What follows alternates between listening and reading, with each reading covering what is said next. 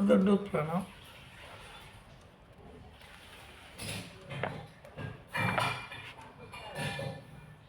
मग हो, स्वामीचा मुक्काम पैठणला आहे आणि तिथं असताना पैठणला असताना एक नागाराव नावाची बाई आली एकदी आणि त्यांनी गोसाईसोबत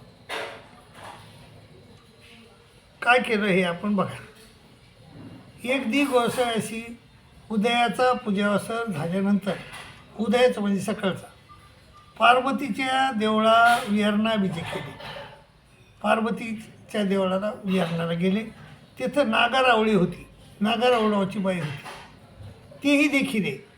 आणि सावमी आली, तिनं पाहिलं आणि समोर आली, गोसाव्याशी दंडत घातली, श्रीचरणा लागली, गोसाव्याशी आसन घातले बसायला. गोसावी आसने उपविष्ट झाले. गोसावी सर्वज्ञ त्या आसनावर जाऊन बसले. मग म्हणू लागली आणि ती बाई म्हणू लागली, ऐको सापे पडिताळी ती ना, म्हणजे माझी आई कधी आजकाल मला भेटायला येतच नाही. माऊली पडताळी ना, आपले अपत्य पडताळी ना, असं ती म्हणायली. म्हणजे स्वतःला सर्वज्ञाची मुलगी समजायली आणि सर्वज्ञाला स्वतःची आई समजायली. मग आई काही आजकाल मला भेटायला येईच ना, पडताळायला येईच ना. सर्वज्ञ म्हटले, हे नवे आले, हे काय आलोत आम्ही. तर मग गोसाव्याशी चरणस्नान केले. मग त्या बाईनं गोसाव्याचे पाय धुतले.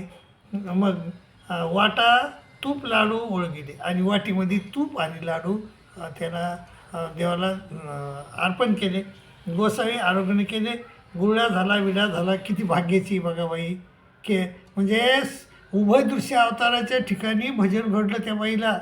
आता ते आहे तू घडलं का सय तू घडलं हे माहीत नाही आपल्याला, परंतु घडलं का नाही ते घडणं महत्त्वाचं आहे. तर मग त्या बाईला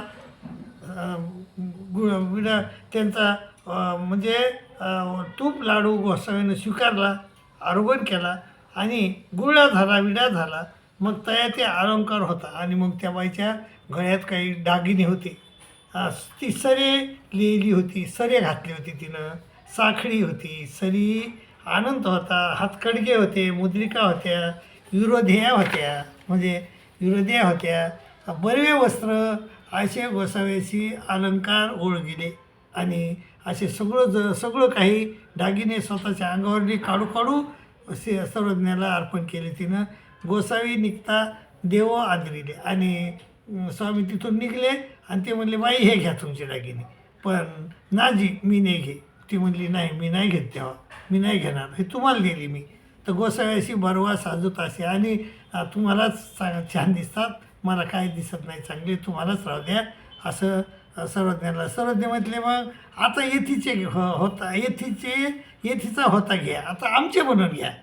मग नाजी मी नाही घे, तरी म्हणाली मी घेणार नाही. हा गोसाव्याची बरवा साजूत असे आणि तुम्हालाच चांगलं दिसते, ते आम्हाला नाही चांगले दिसत. सर्वज्ञ अशी ती कायशे नाही घेते, ती कशानं घ्यायला तयार नाही ती बाई. मग गोसावी श्रीकंठीची साखळी फेडिली. मग गोसावी गोत्याच्या गळ्यात घातली. मग गोसाव्यानं काय केलं, आपल्या गळ्यातली साखळी काढली, तिच्या गळ्यात घातली. सरी फेडी, तियाच्या गळ्यात घातली. अनंत फेडिले, तियाच्या कानी घातले. हातकडकी फेडिली, तियाच्या हाती घातली. सर्व दागिने तिच्यात काढले आणि तिच्या हातात घातले. तिच्या ज्या अवयवावर होते त्यावर घातले. मुद्रिका फेडल्या, तियाच्या अंघोळ्या घातल्या. विरोध्या फेडल्या, तियाच्या हाती घातल्या. मग गोसावी विजय केले. ती नावे अनुवर्जन करीते आली. मग ती देवाला पाठवणी करत आली. जी आपले आपत्ती पडजा जी देवाला म्हणाली, देवा तुमच्या लेकराला बघायला या जाऊ का तरी. मग त्या ते गोसाव्याने त्या ते राहाविले. गोसावी गणपती म्हणा विजय केले. बाई बाबा किती भाग्याची बाई हे. आणि त्या बाईला म्हणजे पूरभजन घडलं.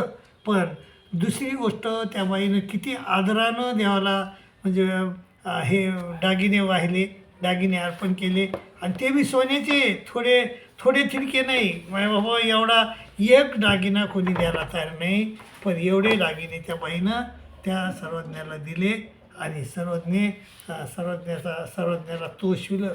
मायबाबो, असं आपण आपल्या भाग्यात आलं पाहिजे. आपण सकाळी उठून सकाळी स्मरण करायचे आणि सकाळी ह्याच ते बाई आहे ना, त्या बाईचं आठवण करायची. देवाला म्हणायचं, बाबा त्या बाईला जशी बुद्धी तुम्ही दिली त्याप्रमाणे आम्हाला बुद्धी द्या. बाबा, आपली गत कशी आहे? आपली गत आहे साया गोपाळासारखी. त्या बाईसारखी नाही आपली गत. आपली गत आहे साया गोपाळ नावाची बाई आहे. तर बाबा, साया गोपाळ नावाची बाई एक गोसाव्याशी साया गोपाळाच्या देवळी आसनाशी आणि बाई एकी त्या नागारावळाची क्रिया देखील होती. आणि तिनं पाहिलं होतं ती नागारावळ बाई होती. तिनं देवाला दागिने अर्पण केले, पण देवानं वापस देऊन टाकले. आणि हे तिनं पाहिलं होतं. ती सायागोपाळाच्या देवळाशी आली तर गोसाव्या ते देखील देवा जावी ते न वचितीची. गोसाव्याशी दंडवत घातले, श्रीचरणा लागली. देवाच्या दंडवत घातले, देवाला श्रीचरणा लागली.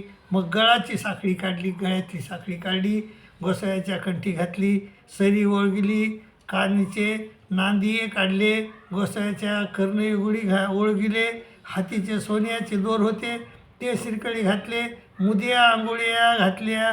मग नावे गोसाव्याशी बसली होती. मग तिथं बसली थोड्या वेळ. जशी ती नागारावर बसली होती तशी ही बी बसली. आणि मग सर्वज्ञ म्हटले, बाई आता जा. ते सर्वज्ञ म्हणले, बाई सर्वज्ञाला का माहीत नाही का? पण सर्वज्ञ म्हणले, बाई आता जा तुम्ही. कारण त्या बाईंचे काही स्वतःचे दागिने नव्हते. तिनं इकून मैत्रिणीकडून आणले होते आणि फक्त तिला एक नाटक करायचं होतं. सर्वज्ञाला हे दागिने अर्पण करायचं नाटक होते बाबा. आणि तिनं ते नाटक केलं, पण तिच्या अंगलट आलं. सर्वज्ञ तिला द्यायला तयार नाहीत दागिने. सर्वज्ञ म्हणले, बाई जा आता. पहिल ठावेरी जाती आणि मागोती येते. जा म्हणल्यावर जाती थोडी, पण वापस येते. जाओ गोसावी श्रीमुकुटे. गोसावीला म्हणते, जाऊ का जी? ते म्हणले, गोसावी श्रीमुकुटे आज्ञा ते जा जा जा जा. हां, ते असे तिन्ही वेळाची अनुज्ञा दिली, 3 बाऱ्या. आणि ती बाई मग रडकुडी आली. आणि मग सर्वज्ञ म्हटले, बाई आता घ्या आपले दागिने. आणि मग देवानं विचार केला की ही आता रडल्याशिवाय राहत नाही. कारण हे दागिने हिचे बी नाहीत आणि हिच्या मनातून देवाची इच्छा बी नाही.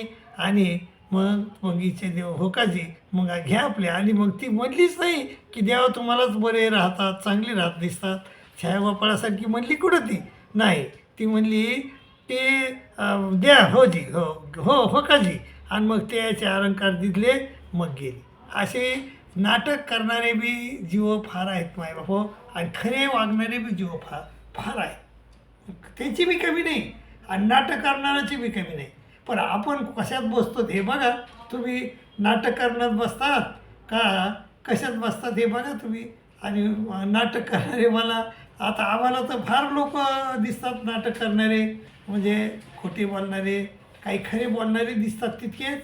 आणि खरे आमच्यावर प्रेम करणारे बी दिसतात आणि तसे खोटे बी दिसतात. मायबाबा, आपण आपला खोटेपणा उघडा येऊ देऊ नये. आणि एक तर आपल्याला त्या बाईनं जशी सायागोपाळानं दागिने कोणाचे तरी मागून आणले किंवा तिचेच होते काय माहीत नाही, याच्यात तसं काही लिहिलेलं नाही. परंतु ते दागिने मग मनाभावातून द्यायचे असले तर मनाभावातून द्यायचे, नाही तर द्यायची काय गरज होती का? देव का मागू लागले की तिला? नाही. परंतु तिनं अर्पण केले ते दागिने. परंतु ती कशामुळे वापस घेण्याच्या हेतूनं वापस केले. तिला वाटलं की जसे त्या बाईचे वापस दिले देवाला काय दागिन्याची गरज नाही. पण देव इथं अडून बसले.